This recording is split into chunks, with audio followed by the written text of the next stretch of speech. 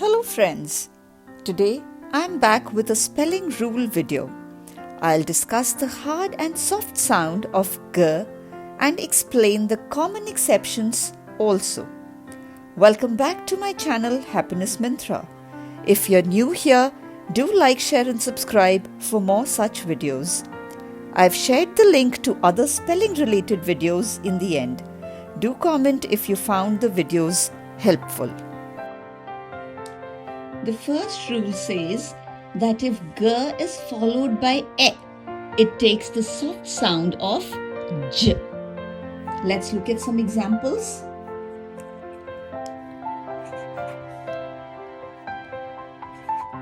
Gel,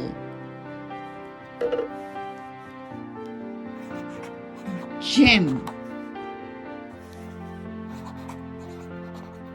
gentle, germ,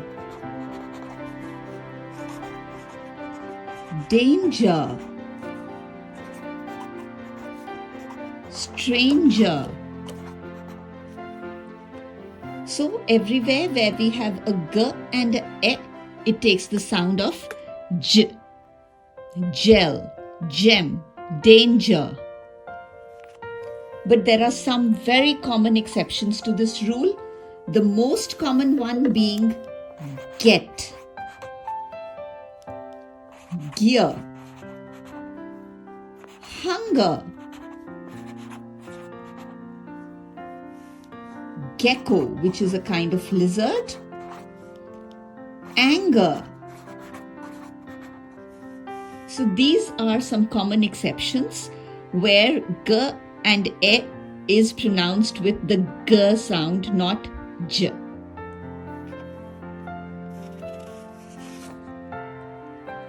Now let's look at the second rule.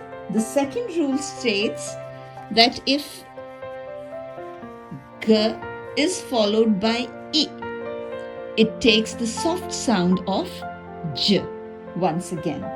So words like giant,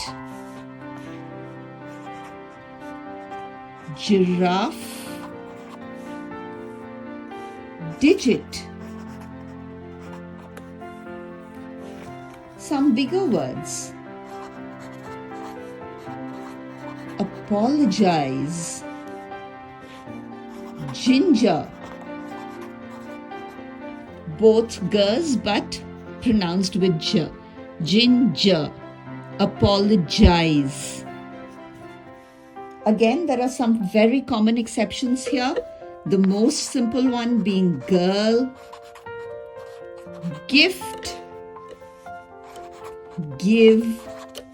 These are all exceptions to the rule where we have g, e, but we don't pronounce it as j. The next rule. In the next rule, we say that if g is followed by y, it takes the soft sound of j. Let's see. Simple words: gym, gypsy, apology, energy, biology. All very simple words, all taking on the sound of j. Now we have a very simple and common exception rule. G retains the sound of word when suffix is added to it rather than following these above mentioned rules. To explain, for example, we have a word like big. When we change it to bigger or biggest, let's see what happens to the spelling.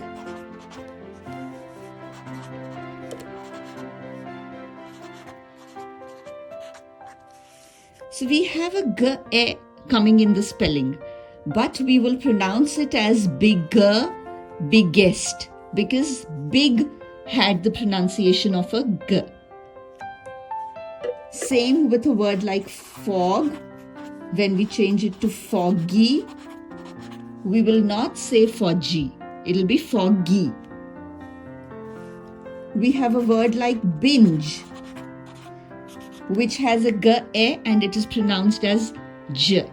Now when we add a ing to it, it becomes binging.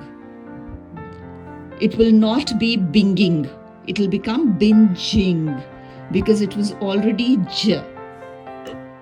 Similarly, if the word already has g, for example, ring, and we change it to ringing, although it is a g, it will still maintain the sound of a g, sound of the original word.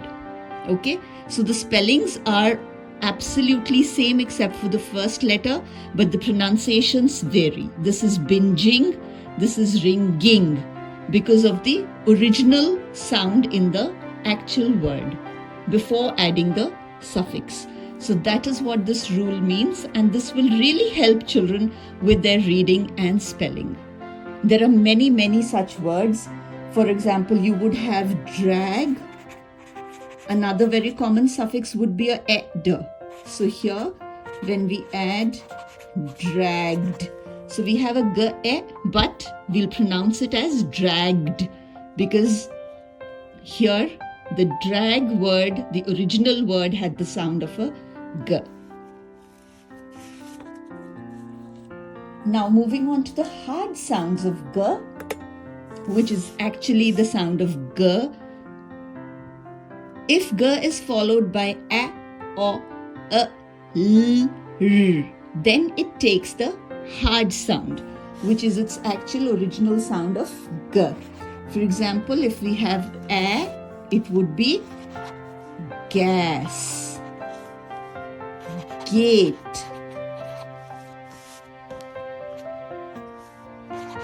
garbage. Similarly, if we have o, we'll have words like God,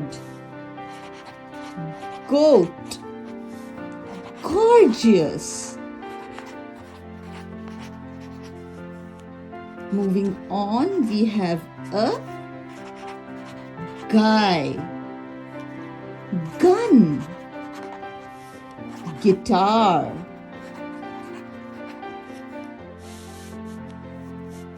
if we have l, so we have glass, glide, glitter. Oh, children love that. And we can also have words with r, like grass, green, grade, groove, and many more such words. So this is the final rule for the sound of g, which is the hard sound of g, not j, but g. A, o, l, r. Common words, common letters, I would say, which follow this rule. Happy learning, happy teaching.